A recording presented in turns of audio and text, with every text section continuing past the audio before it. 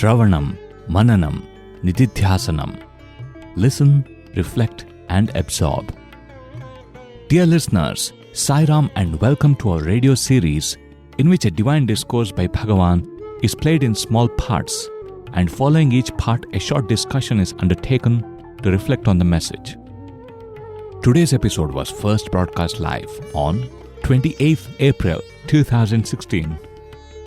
The discourses undertaken for study in this program are from the series of discourses delivered as part of the summer course in Indian Culture and Spirituality, 1991. Have a listen, please.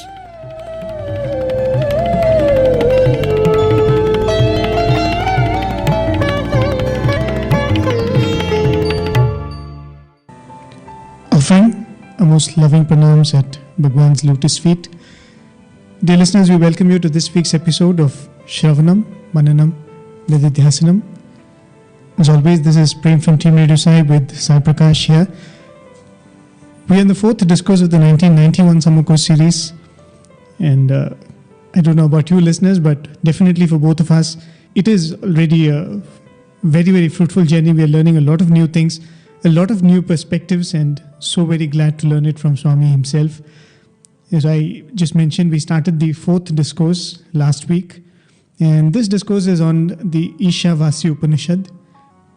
The title of the discourse itself suggests what Swami is going to be speaking about in this discourse. The main focus is going to be about renunciation and pleasure. But before we could discuss about what Swami mentioned in the last week and what we're going to speak about this week, let me invite Sai Prakash to join me. Saram Sai Prakash. Saram Prem. Yes, this is the fourth discourse in this series, and as you rightly said, we have already overwhelmed with a lot of insight. There was a trepidation about taking up this topic of the Upanishads. At one point in time, I was thinking, we don't even know the U of Upanishads, and what are we going to discuss on the Upanishads? But here we have the essence of Upanishad, of each Upanishad as we see it in this discourse. Really speaking, there is nothing that is so difficult. Swami has simplified it so much for us and given it to us in a way which we can actually easily understand and absorb. Right. I think it also comes from the basic training. At the end of the day, we've been fed with the truth that God is within you. Right. The ultimate is within you. I'm reminded of what Brother Raghu used to share with us. When he was in the hospital. Okay. Apparently, he was in a missionary hospital. Okay. Where one or two people would try to come and talk to him about Christianity and tell him how it is very important that all of us follow the gospel and things like that. Okay. And he was telling the approach that he had when this person was talking to him is, I can totally agree with you. Okay. Yeah, Jesus is God, because after all, Swami says you and I are God. Beautiful. Right? Because he was saying that for him it was so obvious, but for the other person, he was going on trying to convince.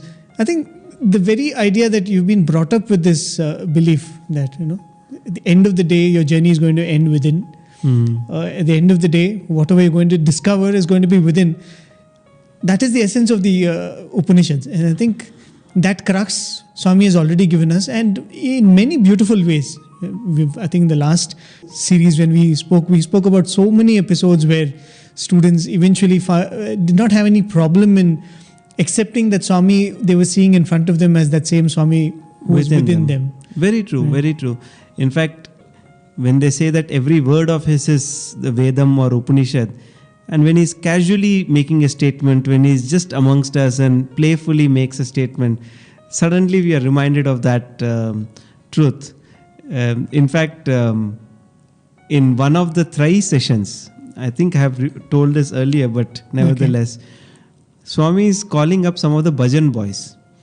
And Swami is telling them, what is that bhajan you are singing today?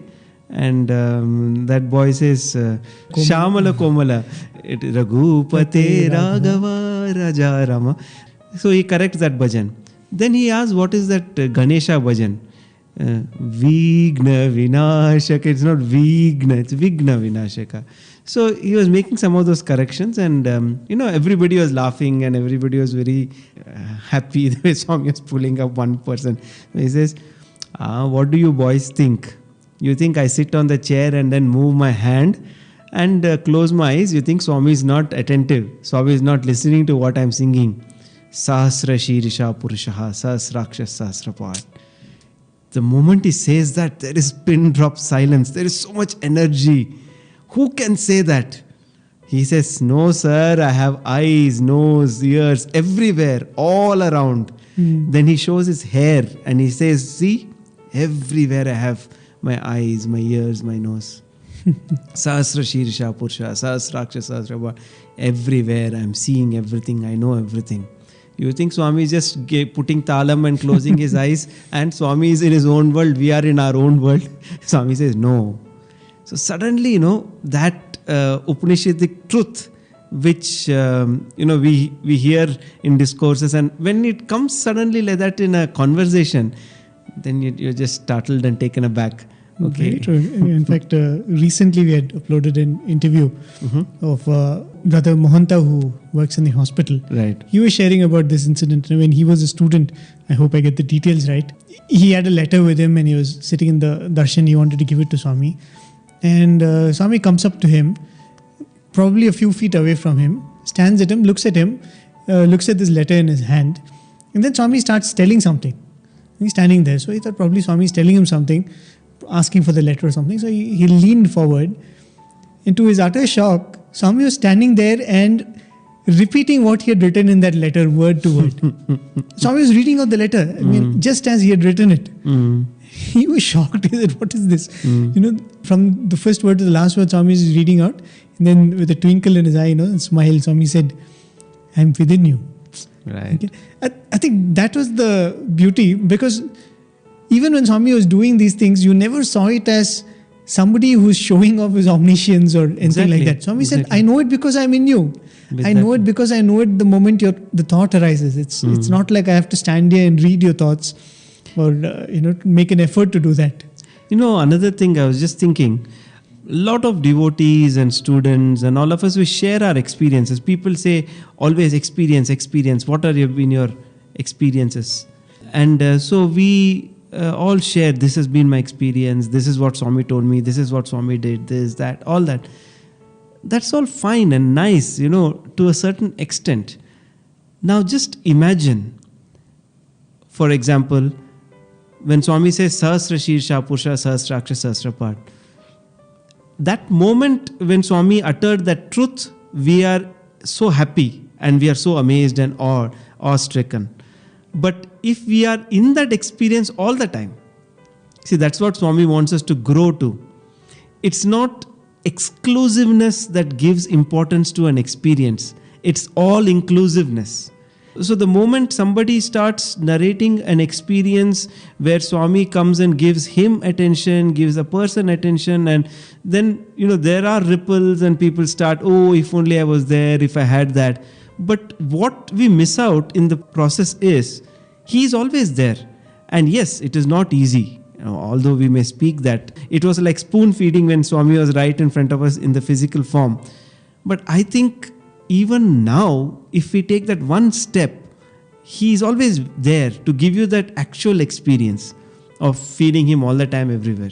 Very true, because, even as you're saying this, I think listeners will be able to relate that when you stay physically with Swami, as you're saying, these are probably what we call wow moments. Right. Most of the time, Swami will come and ask you, boy, where are you from? Right. Or, what is your name? Things which suggest that probably Swami is trying to find out information from you. Correct. That is why actually these incidents stand out.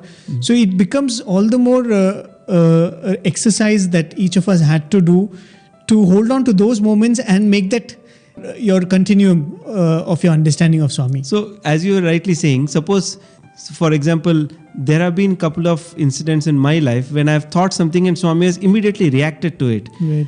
And then there have been times where Swami has asked me, where are you from? What is your name? So does Swami know or doesn't he know? If he knows, then why is he doing this? These are the repercussions of the mind. And the mind is always active in trying to catch this logic, that logic. So, we get caught up in these thoughts and counter thoughts and all that. The point is, he is beyond the mind. He is beyond logic. He is beyond our understanding. We can only love him, have complete faith and have complete love. In fact, very strangely, as I was just flipping through these pages in this Conversations with Sai Baba, Swami says, the most subtle aspect of Swami's teaching is love. He says that here. He's talking to Dr. John Hislop, and he says, what are the subtle aspects? He says, the most subtle aspect is love. He says, yes, you may do all the practices, you may do all the things, but if there is no love, everything falls apart. If you have love, you need not do anything else. That's all it is. All these experiences that Swami has given his students, his devotees, are to guide us along a path where we have that experience all the time. Coming back to this particular discourse where he says Tyaga and Bhoga, he says give up the expectations of the fruit of actions. That is the Tyaga that Swami is talking about. Thinking of it that way, even if we try to connect with Swami, now, so for example, I am sitting and I am doing Namasmarna, I am saying Sai Ram, Sai Ram, Om Shri Sai Ram, Om Shri Sai Ram, I am doing Namasmarna. And if my mind is saying, oh my God, why I am not able to connect to Swami? Why I am not able to connect to Swami? Okay, so that is the fruit of action. You are trying to get the fruit of action. So your duty is to just chant his name and live in that moment. When he has to give his grace, when you have to feel the connect, is in his hands. I think it applies very much even to spiritual field. Absolutely. In fact, it reminds me of once what happened, when I was sitting in Mandir. I just wrote a little story. It's not like really a story. It's probably 4 lines of a concept. There is a man who is waiting for rain. Okay. He's in a drought-ridden area, like many places in our country today, really having a bad situation. Let's say a man who is in a drought-ridden situation. So he's sitting there and he's praying and praying and praying that one day it should rain. Okay, and finally one day it rains. It rains. There is a flow of water and the water flows away. Okay, and then that man thinks, when I sat here and waited for rain, I could have probably dug a well. Okay, then I would have been in a position to utilize when that rain came. So I had written this, and I had written that that digging the well is only the sadhana. Right. The rain coming is the grace. Whenever Swami's grace comes, it comes. Right. But if you keep digging the well, then you will be able to make use of the grace when it comes. So I had written this, and I thought it's a nice thought. It just came to me like that. But I think a day or two later, when I read a Swami's discourse, it was a very beautiful thought which kind of squashed this whole idea off. Okay. Because there in that discourse, Swami is telling, sadhana can never be done with a profit which comes in the future in mind. Oh. Sadhana should be done always for that moment. If you're doing Namasmarna, you do it because that moment it gives you joy. That's it. That's all it is. You can't say that I'll do Namasmarna now so that tomorrow when I have a problem, it'll come and rescue me. Right. Then it's not sadhana. How subtle this point is. How really subtle it is. Yeah, because, we are always looking for fruits of actions. Yes, in the worldly field, we do something, we want to succeed, we want to, that is common. But it is more dangerous in the spiritual field. Because the very idea of trying to do a spiritual practice is we should not expect the result. Right. So in that sense, when some people come and say, I did tapas for 12 years and I am able to walk on water, or I am able to create fire with just blowing. I mean, these are siddhis, these are powers that you acquire. So all your sadhana was done with keeping this in mind. I mean, if you can produce fire after 12 years of sadhana, all it takes is 2 seconds of striking the matchbox. I remember so many occasions when there would be some students who would do some silent things in the hostel. Very true. Silently they'll probably go and clean the altar. Yes. Nobody will know. They will do it early in the morning. Or, there were a couple of boys who used to be very active in the kitchen. Right. They used to work so hard in the kitchen. I remember one occasion when apparently in Trai, Swami materialized a ring or asked a question. It's happened 2-3 times, so I don't know which exactly was this. One time Swami materialized a ring and Swami said, I'm going to pass it around to the students. Each of you can try it on. To whomsoever it's a perfect fit, that boy can keep it for himself. Okay, and it was a fit for a couple of boys. You could probably say it's fitting. So some of the boys said, Swami, it's fitting. Swami said, no, it's low. Pass it on. So finally one boy said, Swami, it fits me. Okay, and Swami said, okay, keep it. So immediately the warden took the opportunity and he said, Swami is a very good boy. He does a lot of work in the hostel, takes care of the kitchen. And Swami said, why else do you think I gave it to him? Beautiful. See, when that boy did, probably he never thought that one day he's going to be rewarded. Or, it was just an expression of his devotion to Swami, doing something in the hostel. But Swami would always reward it. And I think it's also a pattern. You would see it with many people in the ashram. They would start a routine or start a sadhana. Initially, there'll be a lot of response from Swami, and Swami will come and say, good. Then you will see Swami slowly withdrawing from them to allow them to do it in spite of no reward coming forth, in a real time.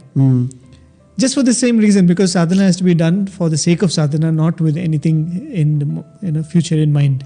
In fact, this Swami Muktananda, who has written this book Chidvilas Shakti, and in which he very beautifully describes all his spiritual experiences of the Kundalini rising up and him having a lot of mystic experiences. Yes, it all sounds very euphoric and out of this world kind of experiences. But what struck me most in that entire book is he says, when I saw my Guru, I just loved him. I gave myself completely to him. I was so much in love with him. I wanted to just see him. I wanted to speak to him. I wanted to be with him. I wanted to, just be around with him. I had no idea of what was going on. And then the most amazing part he says is, only one thing I did, that was to love him. And automatically the mudra started happening. He says, I never did Kriya Yoga. I never went and did meditation. This mudra, that asana, this breath control, this sign and this mudra, all these things he never did. He never learnt anything. He said he just loved his Guru, and automatically after that Sambhavi mudra happened, that Kichaka mudra, whatever one, those names are there. I'm not very familiar. But he says after those mudras happened to him, he found out that these are standard mudras. So it was his love for his Guru, and then things automatically started happening to him. That was something which was amazing. And no wonder that every discourse Swami ends with, love. So many discourses. The other day also we were going through a few discourses. Swami is entirely speaking about, spirituality in that very, very intense esoteric concepts. But towards the end, Swami is saying that at the end of the day, you should have purity of your mind, which expresses itself as love for everybody. Love for him. In this discourse, Swami starts with saying that, yes, ekam sat vipra bahudha vadanti. In fact, there is unity inherent in everything that we see. Then he says, he goes on the next paragraph, to speech and the power of truth. Right. And in what way should truth be? See, he says that this is the truth that there is God in everything. That is the ultimate truth. Then he goes on to how should we speak when we speak the truth? How should we speak the truth? And very beautifully again Swami says that yes, you should speak the truth. You should not speak the untruth. At the same time, we should not speak truth which is harsh. Satyam bruyat, priyam bruyat, na bruyat satyam apriyam. Don't speak the truth which is not pleasing. So speak the truth which is pleasing, or speak the truth in a way which is pleasing. Right. I think then Swami comes to that part where he speaks. This part where Swami speaks about how you don't call a blind man a blind man. Right. When you see a lame person, you don't address him or accost him saying that, hey, you lame one. These are things which we already practice. We do practice in day-to-day life. Swami is saying that this is what it is. And probably our expression of this understanding stops at some places, because in some of our understandings. We speak so much about fact. We are so interested in fact. Whenever we speak about even the day-to-day things which happen, let's say there's some scam which is going on. At the end of the day, you never know what the reality is. Very true. You know, very it's finally, it's all perception. What you think about it, what I think about it.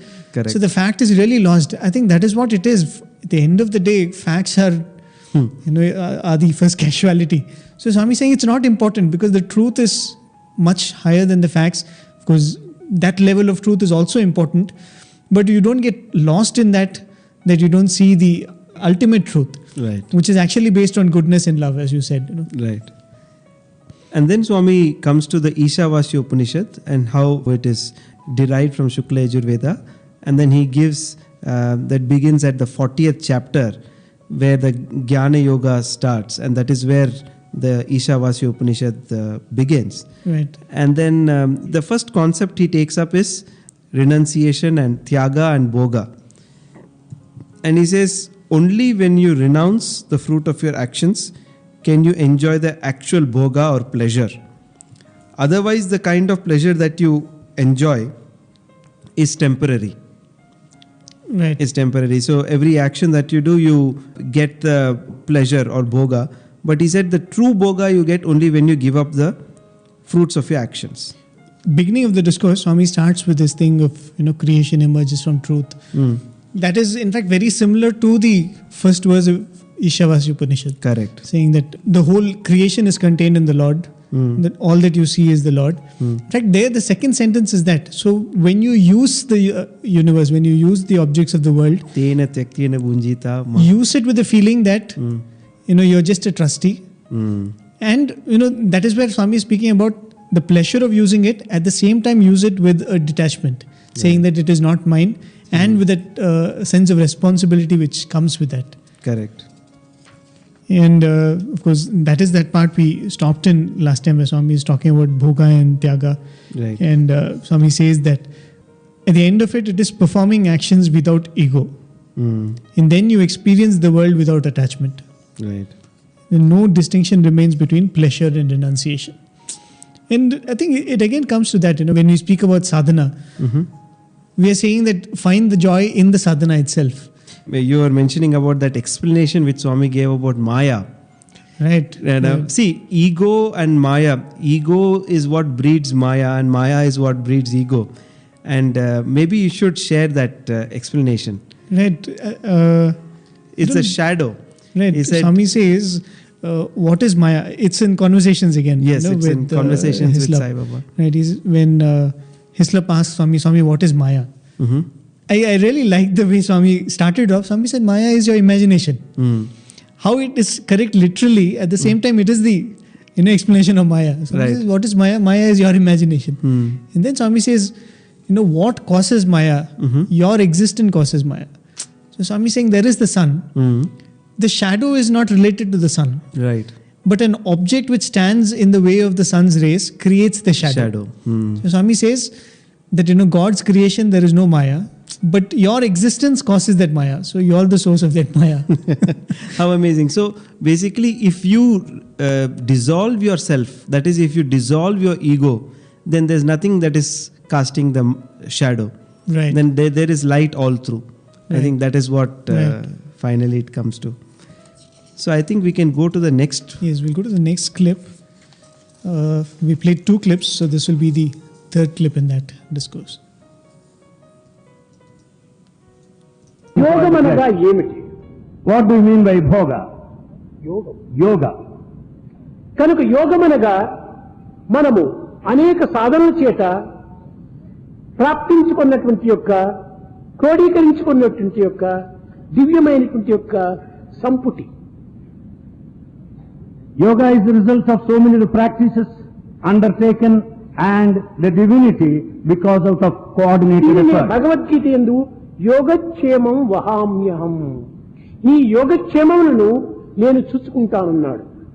In Bhagavad Gita it is said that God will take care of this yoga and kshema. యోగక్షేమములనగా ప్రాకృతమైనటువంటి యొక్క దృష్టిలో మనం విచారణ చేసినప్పుడు మన క్షేమ సమాచారములు, మన ఇల్లు వాకిలి, ఆలు బిడ్డల యొక్క పరిస్థితులను చర్చించుకోవటం అనుకుంటున్నాం.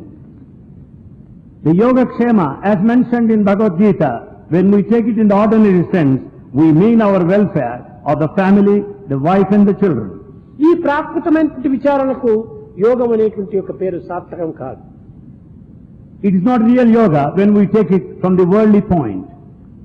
మానవుడై పుట్టి మానవాతీతమైనటువంటి దివ్యత్వాన్ని అనేక సాధనల చేత సాధించి దానిని పొందినటువంటి యొక్క పవిత్రమైనటువంటి స్థితికి యోగము అని పేరు. Having been born as a man, undertaking so many practices, finally attaining divinity is called yoga. అనగా అప్రాప్తమైనటువంటి యొక్క దివ్యత్వాన్ని ప్రాప్తించుకునటమే యోగము. That divinity which is rather difficult to attain, to accomplish that is yoga. ఇది అగోచరమైనటువంటి యొక్క దివ్యమైనటువంటి తత్వాన్ని గోచరింప చేసుకోవటమే యోగము. That divinity which is not apparent, to have it in your daily experience is yoga. కేవలము ఒక విధమైనటువంటి దివ్యత్వంతో కూడి కంటికి కనిపించక, చెవులకు వినిపించక, మనసుకు అనిపించక, హృదయాన్ని కరిగించక దివ్యమైనటువంటి స్థాయిలో ఉండినటువంటి యొక్క తత్వాన్ని అనుభూతికి తెప్పించుకోవటమే యోగము. The yoga meant to experience that which you cannot see with your naked eye, which you cannot listen with your ear, which you cannot comprehend with your mind. అవ్యక్తమై గూఢముగా ఉన్నటువంటి యొక్క దివ్య తత్వాన్ని వ్యక్తీకరింప చేసుకోవటమే యోగము. The yoga meant the hidden, non-apparent divinity is brought to the daily experience and made apparent. అట్టి సర్వసాధన చేత సాధించినటువంటి యొక్క దివ్యమైన యోగాన్ని రక్షించుకోవటమే క్షేమం. The kshema meant to preserve such yoga which is attained because of practice. కనుక యోగక్షేమం అనగా మానవాతీతమైనటువంటి యొక్క దివ్యత్వాన్ని సంపాదించుకోవటము, ఆ సంపాదించుకున్నటువంటి యొక్క దివ్యత్వాన్ని కాపాడుకోవటమే యోగక్షేమముల యొక్క అంతరార్థము. Yoga kshema meant to accomplish that divinity and to preserve it thereafter. ఈ యోగక్షేమములతో కూడినటువంటి యొక్క దివ్యత్వానికే త్యాగముతో కూడినటువంటి భోగమని కూడా చెప్పవచ్చు. That which has got these two aspects, the yoga and kshema, we can call it the sacrifice. కనుక త్యాగముతో కూడినటువంటి యోగము మానవత్వానికి అత్యంత అవసరం. The yoga coupled with tyaga is most essential for humanity. ఇట్టి త్యాగములకు పూనుకున్నటువంటి మానవత్వములోనే దివ్యత్వమైనటువంటి వ్యక్తిత్వము ఆవిర్భవిస్తుంది. The one having the sacrifice, there is possibility of the divinity to express itself in humanity. కాన మానవుడు ఉపనిషత్ వాక్యములను కేవలము తృణీకరించక దివ్యమైనటువంటి యొక్క భావం చేత దానిని క్రోడీకరింప చేసుకుని దాని నిత్యాచరణలో ఉంచుకోవటము తగినటువంటి కృషి చెయ్యాలి. Man should never neglect all that is declared by Upanishads. He should coordinate and integrate his efforts and realize the divinity. మానవుడు కేవలము శారీర మనస్సు ఆధ్యాత్మిక తత్వముతోనే మాత్రమే కూడినటువంటి వాడు కాదు. Man is not merely the composition of spiritual and physical contents alone. ఇతనికి అతీతమైనటువంటి ప్రజ్ఞాశక్తి కూడాను ఉంటున్నది. He has got this transcendental prajna power. Constant integrated awareness. That is constant integrated awareness. ఇది ప్రజ్ఞ అన్నారు. This is called prajna. ఈ ప్రజ్ఞాన శక్తిని ప్రతి మానవుడు కూడాను దానిని దృష్టి అందించుకోవాలి. Man should keep in view this constant integrated awareness. ఇది మనస్సునందును, శరీరమునందును, అంతఃకరణ యందును అన్నింటి యందు కూడాను సర్వవ్యాపకమై ఉంటుండాలి. This pervades all over the body, the mind and antakarana senses. అంతఃకరణ అనగా ఏమిటి? What do you mean by antakarana? ఇక్కడనే మనకు త్యాగంతో కూడినటువంటి యోగం మనకు ప్రాప్తిస్తుంది. Here alone we can have this yoga out of tyaga. అంతఃకరణ అనగా మనస్సు, బుద్ధి, చిత్తము, అహంకారము ఈ నాలుగింటి యొక్క సమ్మిళితమైన స్వరూపాన్ని అంతఃకరణ అంటున్నారు. Antakarana meant the mind, intellect, chittamu and ahankaramu, ego. ఇక్కడ మనస్సు అనగా ఏమిటి? What is meant by mind? మనస్సు అనగా నిరంతరము చింతించుకోవటమే మనస్సు. Mind meant thinking fervently. సంకల్ప వికల్పాత్మకం మనః అన్నారు. Mind meant thoughts. సంకల్ప వికల్పాలతో కూడి ఉంటుంటాది. It is a mixture or bundle of thoughts. ఇది ఒక వస్త్రము. It is a cloth. ఈ వస్త్రమునకు పడుగు పేక అనగా నిలువు అడ్డం అనేటువంటి దారములు చేరి ఉంటున్నాయి. It has got yarn vertically and horizontally spread. ఇది సంకల్ప వికల్పాత్మకమైనటువంటిది. This is a mixture of thoughts. మనం ఒకవైపు ఉన్నటువంటి దారములను తీసివేస్తూ వస్తే బట్టనే లేదు. When once you start removing threads from one side, you don't find cloth any longer. అదే విధముగానే ఈ సంకల్పం అనేటువంటి దారములు మనం తీసివేస్తూ వస్తే మనస్సు అనేటువంటి స్వరూపమే ఉండదు. When the yarn of threads are removed, you don't find any form of the mind. దీనినే మననత్రాణ సమ్మిళితం అన్నారు.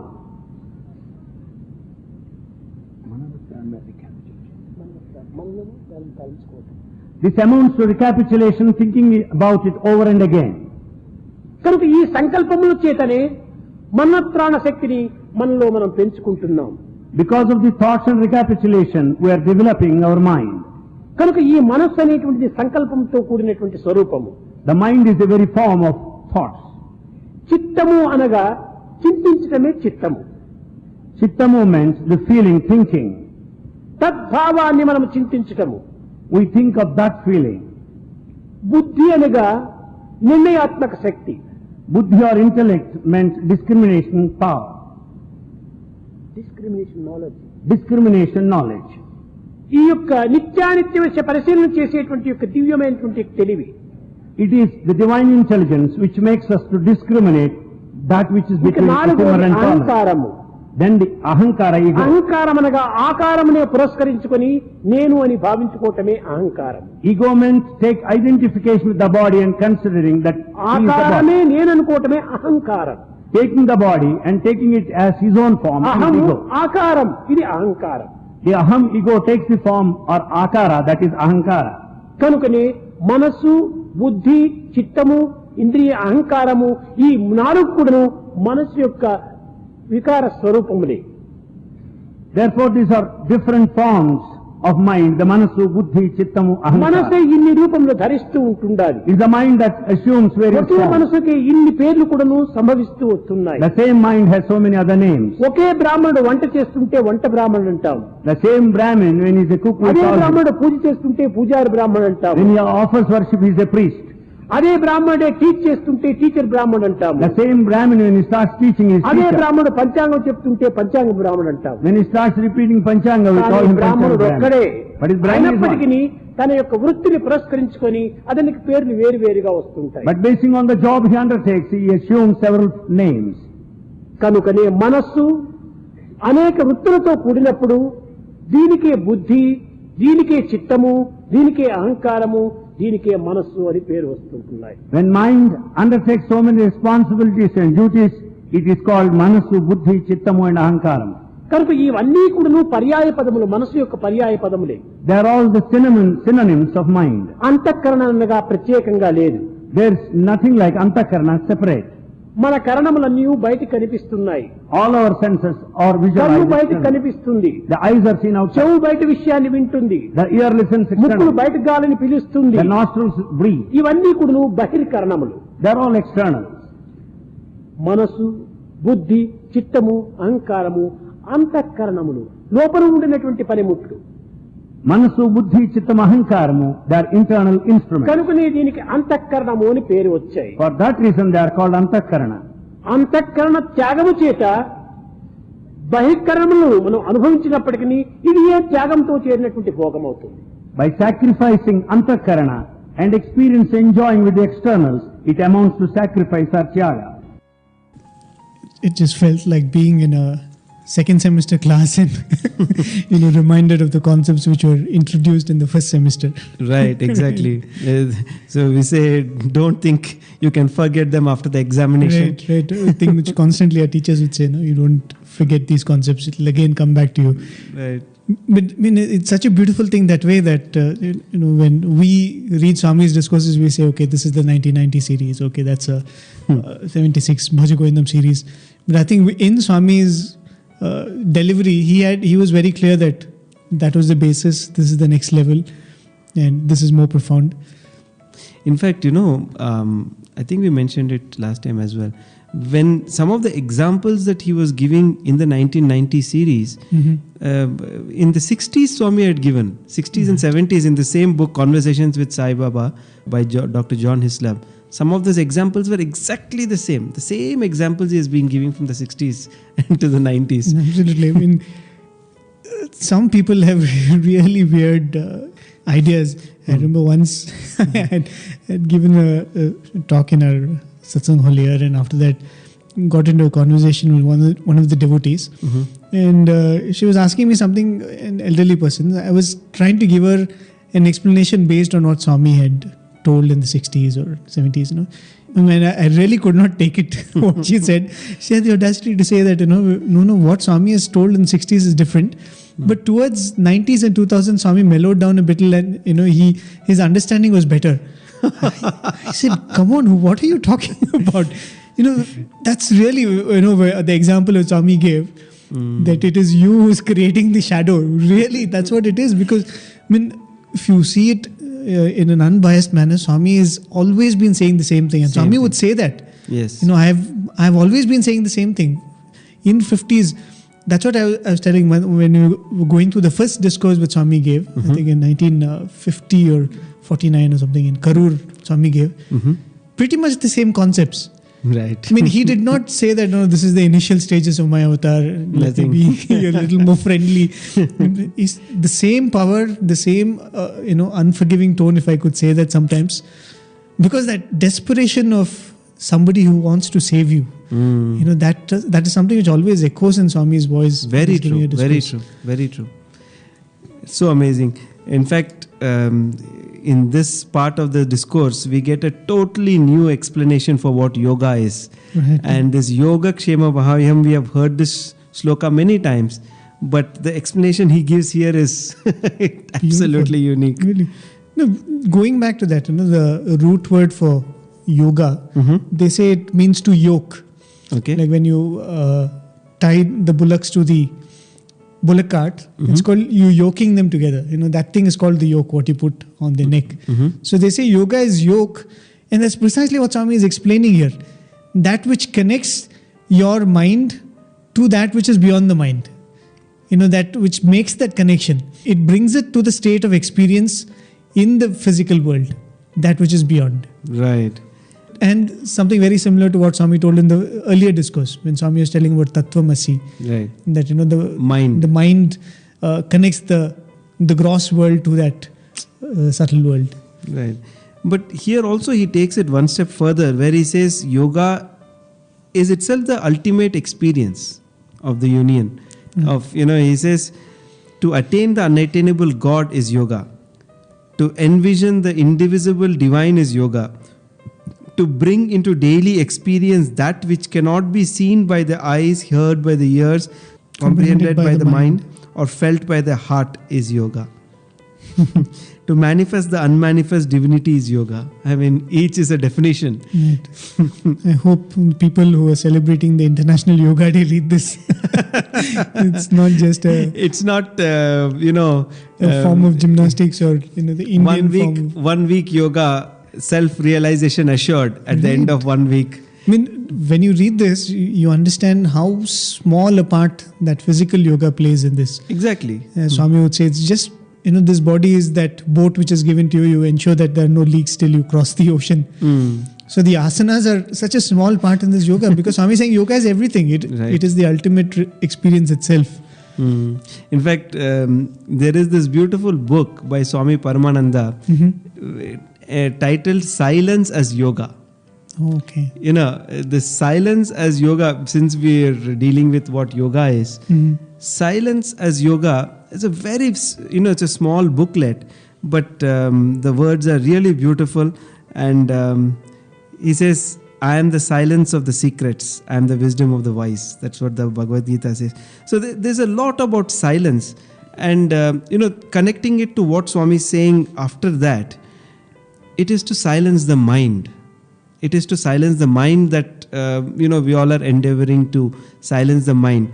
And I was, in fact, trying to understand the link between what Swami was saying before, and how he went on to the Antakarnas, because that's how he connected it to the Antakarnas. It's really amazing, because he says the yoga that you have to do is to silence the mind. So he says the true significance of Yoga Kshema, as he was explaining here, the attainment of divinity which is beyond the mind, and the preservation of that sacred realization. One is the attainment and one is the preservation. Yoga Kshema. You may attain it for a moment. You may have a flash. But then to retain it in an constant integrated awareness that Swami brings out is the second part, which is equally important.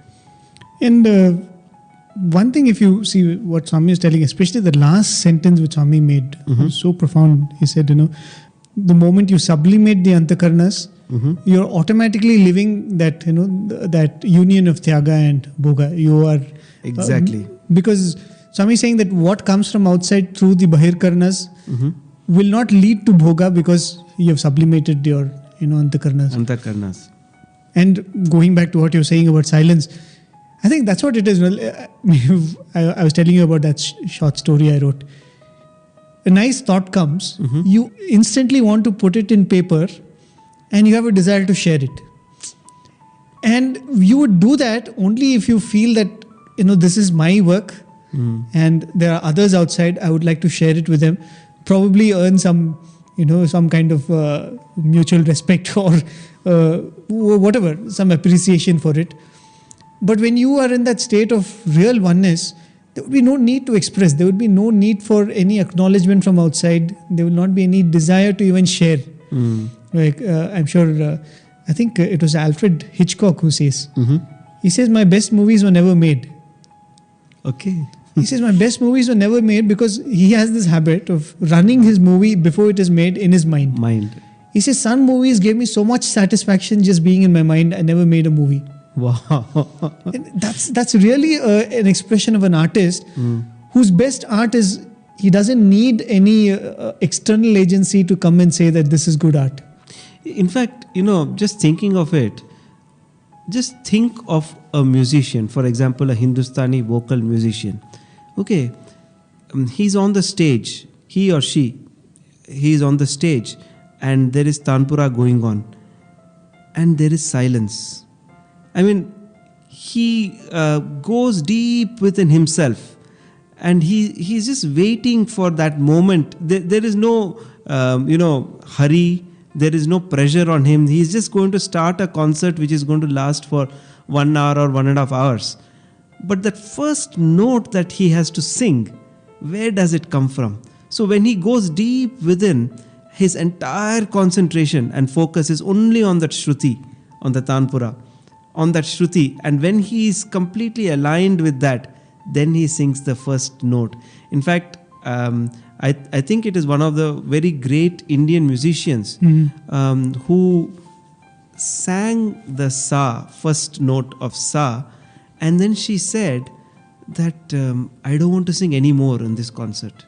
She said, for 30 or 40 years I've been doing rigorous sadhana to get to this point. Today I have achieved that perfect Sa.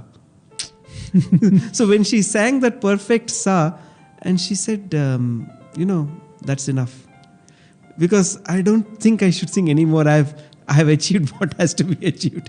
For all the other audience, they might have thought, okay, she has sung so many times. But that concentration, in fact, even in Prema Vaini, very beautiful Swami says, ekagrata, that concentration.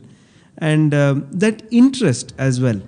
So you want to get that yoga kshema, you want to sublimate your mind, and you want to retain that state. It cannot be an experience. It is a state of being. That's exactly what Swami says, Yoga Kshemam. He says, first is attaining of that divinity, which is beyond the mind, and then preservation of that sacred realization. Exactly. And holding on to it at all times. Right. And that's the whole problem, right? Flash in the pan realization, I think all of us have. Yeah, Swami says, as long as you are here with me, you see me, you speak to me, you are so happy. The moment you cross the border of Prasanthi Nilayam ashram, then your mind is all over the place. So, right. Then this point, I think, In the 1990 series, Swami made this. There was a huge part in that discourse. Swami spoke about sublimation of the antakarnas, where he said purification is not enough. Complete annihilation through sublimation is what will lead to the ultimate state. Where Swami is saying that there is no response from the inside to the input which comes from outside. It just comes and it goes. Otherwise, it lodges itself. And there's this point which Swami says, mananatrana sammilitam. That's precisely, Swami's really told it. That's exactly what we do. Even interpersonal relationships, when you have some problem, probably one word which is spoken hurtingly or something, we go on running it in our mind. That moment is past, but we built an entire narrative on that, and that animosity keeps growing. Many times we can notice it within ourselves. I think one of the cartoons which we put out is like that, last week. Yes. Very beautiful. Right. Sounds absurd when you see it, who would be like this, but in some level we all do that. There is this man who is, he has to vacate his house. So he's thinking, let me go and stay with my friend. Right. So the whole night he's thinking that what if my friend refuses? Or what if he says that, speaks slightly of me, thinking that you've come to my doorstep seeking. So he thinks of this whole night. So the next morning he goes to his friend. The friend opens the door and very warmly he calls him inside and he says, do you think I'm going to come and ask you that, can I stay in your house? I don't need your help. I don't need anybody else. And he walks off. The friend is wondering what's wrong with him, what happened. It's almost like that constantly we keep rolling a thought and see again what is it based on? It's based on chitta, which is memory, right? And that is what blocks us. So this is another definition for when they say God is nitya nutanam, right? Ever new, because he is not based on a memory. He's not based on your manas, your buddhi. He's there that very instant. So when you see a person, are you able to see him or her with absolute freshness? With absolute presence in that moment. Right. I don't know. Right. So should we go to the next clip? Right. So what? కనుక మొట్టమొదటి అంతఃకరణను మనం పరిశుద్ధిగా గావించుకోవాలి. Therefore we should purify అంతఃకరణ. కనుకనే ప్రతి మానవుడు కూడాను కర్మాచరణలో మనం కంకణం కట్టుకోవాలి. Therefore every man should enter into action. కర్మ లేకుండా చిత్తమునకు శుద్ధి కలగదు. Without action the mind can never be purified. కనుకనే వేదమునందు చిత్తస్య శుద్ధియే కర్మః అన్నారు. Therefore Veda said the action purifies the mind. కనుక చిత్తశుద్ధి నిమిత్తమై ప్రతి మానవుడు కూడాను సత్కర్మ ఆచరించాలి. For the purity of mind, everyone should undertake good action. సత్కర్మ అనగా ఏమిటి? What do you mean by good action? ఫలాపేక్ష లేకుండా, without expecting results, స్వార్థమనేటువంటిది ఉండకుండా, without selfishness, కర్మలు ఆచరించడమే నిష్కామ కర్మ అన్నారు. One should undertake actions. It is called నిష్కామ కర్మ. ఈ నిష్కామ కర్మకే భోగముతో కూడిన త్యాగం అని కూడాను పేరు పెట్టారు.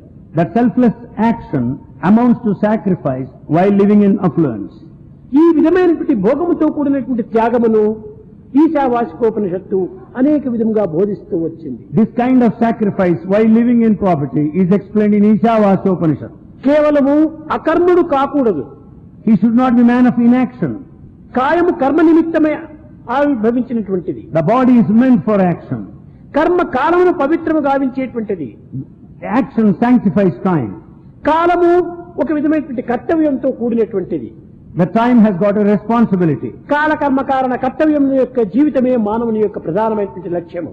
The man's aim lies in making the time and the body sacred and responsibility thereby. కాల కర్మ కారణ కర్తవ్యంతో కూడినటువంటి మానవత్వాన్ని మనం ఏ విధమైనటువంటి యొక్క మార్గంలో ప్రవేశపెడుతున్నాం? How have we entered into life, the human life, making use of the time and the body? స్వార్థము స్వప్రయోజనము, స్వార్థము స్వప్రయోజనమే. All the time we think of selfishness and self-interest. ఇంకా త్యాగంతో కూడిన భోగం ఏ రీతిగా లభిస్తుంది? How do we expect sacrifice in the ఇది భోగముతో కూడినటువంటి రోగంగా రూపొందుతుంది. It transforms into a disease. మానవుడు యోగి కావాలి కానీ భోగి కాకూడదు. Man should be yogi but not a bhogi. భోగం అనగా ఏమిటి? What do you mean by bhoga? కేవలము ఆహార నిద్ర భయం ఐదునాదులతో జీవితం వ్యర్థం కావించుకోవటం ఆ భోగము. Bhoga does not mean wasting our life, spending all the time in food, raiment and దేహాన్ని కాపాడుకునే నిమిత్తమే ఆహారం అత్యవసరమే. We need the food to protect our body. భిక్షాన్నం దేహరక్షాప్తం, వస్త్రం శీత నివారణం. The body is necessary, the food is necessary to protect the body మానవ and the జీవితం అంతా cloth. ఇప్పుడు రోగంతోనే కూడి ఉంటున్నది. The body is full of diseases. మలమూత్ర దుర్గంధ మాంసరక్తమి గాని పునుగు జవ్వాజీలు పుట్టబోవు. It is full of the fecal matter and urine, but it doesn't give any kind మరినట్టు of... కొంప ఈ దేహము. It is the body is full of dirt. మెగ్గడి సేవక గంప ఈ దేహము. జాత సంచలనం పొందు దుంప ఈ దేహము. It permeates life after life. కనుక భవసాగర మీదగలేని కంప ఈ దేహము. It doesn't help us to cross the అంబుల ocean. పదిలమ్ము మన మెప్పుదలంప ఈ దేహము. మే నిశ్చలమని నమ్మబోకు మనసా హరిపాదములు ఆశ్రయించవి. ఇది కేవలము కుళ్ళిపోయే దుంప వంటిది. The body is bound to decay like a tuba. కూలిపోయే రథము వంటిది. It is sure to fall like a chariot. అంబుల పదిమితంతో చేరినటువంటి కంప వంటిది. It is something like a thorny bush. అయితే దీని యొక్క రోగమును మనం నివారించుకునే నిమిత్తమై ఔషధము సేవించాలి. To make it free from the disease, we need to consume medicine. ఏది రోగము, ఏది ఆరోగ్యము? What is disease, what is health? అన్ని రోగములే. Everything is a disease. ఆకలి ఒక్క రోగము, Hunger is a disease. అన్నం ఒక్క ఔషధము. Food is the medicine. దాహము యొక్క రోగము, Thirst is disease. దానికి నీరు ఒక్క ఔషధము. Taking water is ఇది relief. ఇవన్నీ కూడా ఒక్కొక్క రోగములకు ఒక్కొక్క ఔషధాన్ని సేవిస్తూ ఉంటున్నాం. Thus, for every disease, we take medicine accordingly. ఆనందము కావాలని కోరేటువంటిది ఒక రోగము. To desire for pleasure is a disease. ఆనందానికి కార్యాచరణ ఔషధము. To have this pleasure, one should enter into action. ఆనందం కావాలని ఆశిస్తూ దానికి తగినటువంటి కృషిని మనం చేయకపోయినప్పుడు ఆనందం ఏ రీతిగా లభ్యమవుతుంది? While expecting pleasure, when we don't enter into action, how ఆనందం do we తన expect? స్వరూపమే అయినప్పటికీ దానిని అనుభవించడానికి మానవుని యొక్క ప్రయత్నం కూడా అత్యవసరము. Though you are the very form of the pleasure, you need to undertake an effort to realize that fact. తట్టలో పొటాటో చపాతి పెట్టుకొని potato chapati potato chapati potato chapati అని 100 పర్యాయం చెప్పినప్పటికీ మన పొట్ట నిండదు. When potato and chapati are contained in the plate, by repeating the name of potato and chapati, మన your పొట్ట hunger will నింపుకోవాలంటే satisfy. నోటికి చేతికి పని పెట్టాలి. To satisfy the hunger, you should give some అనగా work to చేతితో hand. కర్మను ఆచరించాలి. You should do action with the hand. నోటితో దివ్యమైనటువంటి నామాన్ని స్మరించాలి. You should also repeat Lord's name with the tongue. ఈ రెండింటి యొక్క పరిశ్రమల ద్వారానే మనకు ఆనందం అనేటువంటిది మనకు ప్రాప్తిస్తుంది. By entering into action these two things, then only you will have pleasure. కనుక మానవునికి రోగము కానటువంటిది ఈ జగత్తులో ఒక్కటి కూడాను లేదు. There is nothing in this world which doesn't consist of this disease. కానీ దానిని మనం యోగముగా మార్చుకోవడానికి తగినటువంటి కృషి చేయాలి. But we should make an effort to convert into yoga. కనుకనే దీనికి శాస్త్రములన్నీ కూడాను ఒక పర్యాయం భుజించినటువంటి వాడు యోగి అన్నారు. For this reason, Shastras declared, the one who partakes food రెండు once is పర్యాయములు భుజించినటువంటి వాడు భోగి అన్నారు. yogi. If he dines twice, he is bhogi. 3 పర్యాయములు భుజించినటువంటి వాడు రోగి అన్నారు. If he eats thrice, he is rogi, diseased one. 4 పర్యాయములు భుజించినటువంటి వాడు బ్రతికి చచ్చిన వాడితో సమానం ఉన్న లివింగ్ డెత్ అన్నారు. If he eats 4 times, it amounts to living death. కనుక నిరంతరము కూడాను మనం పొట్ట నింపుకునే నిమిత్తమై మనం ప్రాకులాడుతున్నామే కానీ All the time we spend to fill our belly. జీవితాన్ని సుఖశాంతులతో దివ్యమైన మార్గంలో ఆదర్శవంతమైన జీవితాన్ని అందించడానికి మనం కృషి చేయటం లేదు. We are not making an effort to demonstrate to the world the idealism, the life of pleasure and peace. So that was the next clip. We start with the realization we are all rogis. Many times we've heard this from Swami, that the one who eats once a day is a yogi, twice a day is a bhogi, and thrice a day is a rogi, and 4 times a day is equivalent to living death. My God. I think you should think of it in the 4th meal of the day. My God. See, again, as you rightly said, it's all connected. You can't say that, okay, I have crossed the chapter on the body, now let me go.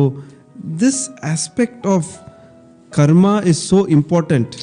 Action is so important to go beyond, to experience that bliss. He says, although you are the embodiment of bliss, in order to experience that bliss, you have to act. Right. And so beautifully connected from the previous clip, where the previous clip, Swami says the whole problem is that chitta, stores memories, then this mind keeps rolling it over the mind, that manana happens. And then you have this ahankara which steps in, which says this akara is aham. Yes. Swami says. So that when it steps in, it starts qualifying the thoughts as hurtful thoughts. This is pleasant thoughts. This person has been good to me. This person has been bad to me. And the buddhi gets clouded accordingly. What it suggests as actions to do, everything changes. So Swami is saying, the first thing what you do is chitta shuddhi is required. In this clip, then Swami says that chitta shuddhi is attained by doing karma.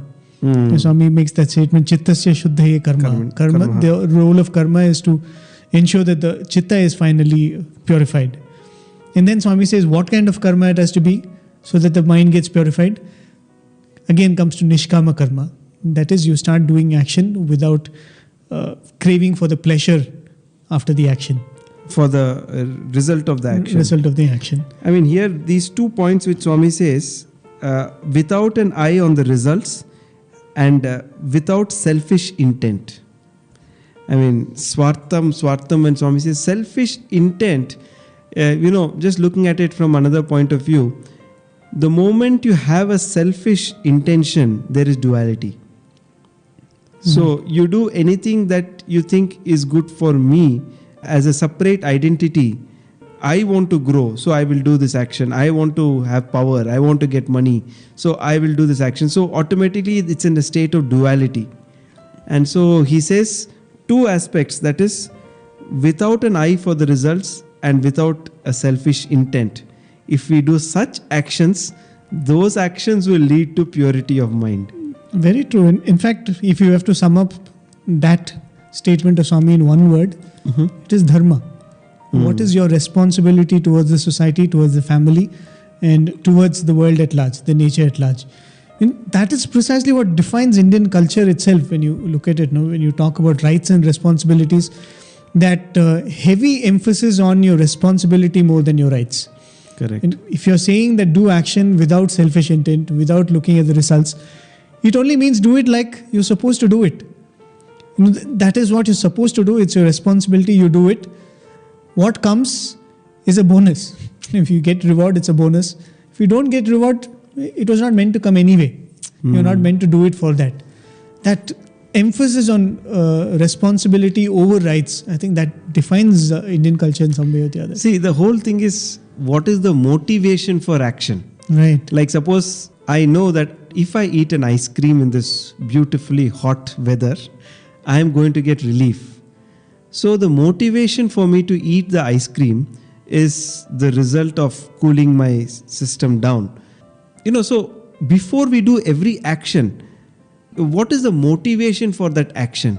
So here Swami says, the only motivation worth having is ananda. That is bliss. And if you want that bliss, you should give up expecting any results from that action. It's quite complicated, but I mean, this very concept of you should do action without desiring for the fruits. I mean, it's very unique. It's really unique.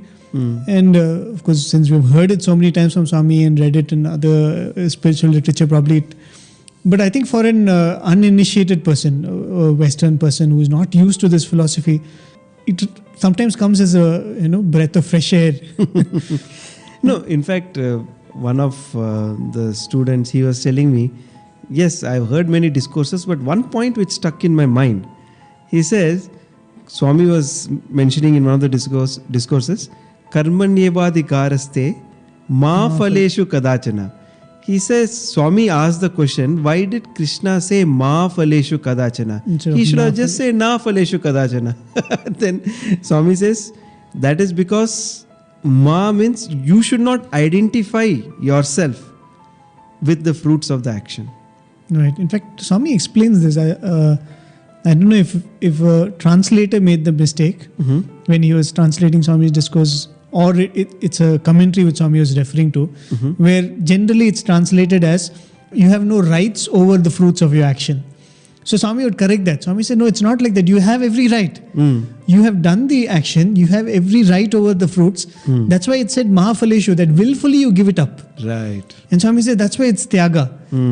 I mean, it's not right to not expect. Not expect and escape from, you cannot, it's bound to come back. You willfully give it up. You do, and that's why in the next paragraph, your Swami saying, it does not mean that you get into inaction.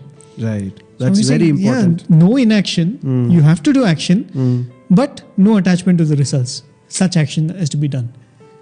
Yeah, in fact, in that one of those talks by Swami Sarvapriyananda, he beautifully says when he joined the monastic order, the seniors said, enough, you have sat for 1 week just sitting and not even 1 week, maybe a day or two.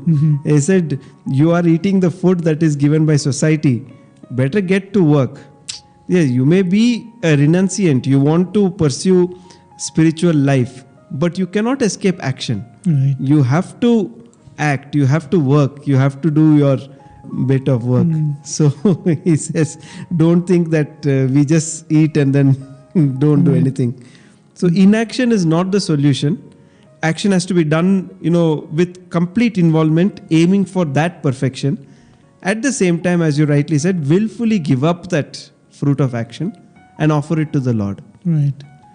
And of course, then Swami goes on to this part where the body, I think we'll definitely need more time to go into that. We're running out of time today. And Swami speaks about hunger and thirst and all of it as disease. And Yeah. I mean, it's so beautiful because when Swami speaks of hunger, he says, hunger is the disease, food is the medicine, thirst is the disease, water is the medicine. Then Swami comes to craving for pleasure is the disease. But probably we see indulgence as the medicine. And Swami is saying it's not so. Action is the medicine. And what kind of action? Again, going back to Nishkama Karma. Of course, I think even if we spend 1 hour on one sentence of Swami's discourse, I think it's not enough because it's really so profound. But grateful to Swami that we have this opportunity to go through these discourses in such details. Dear listeners, if not for this program and if not for all of you listening and keeping us on our toes, probably we wouldn't be going through Swami's discourse in such detail. So gratitude to Swami and to the Swami in each one of you. We dedicate this humble effort of ours at Swami's Lotus Feet. Thank you for being with us. Join us again next week in the next episode of Shravanam Mananam Nidhidhyasanam.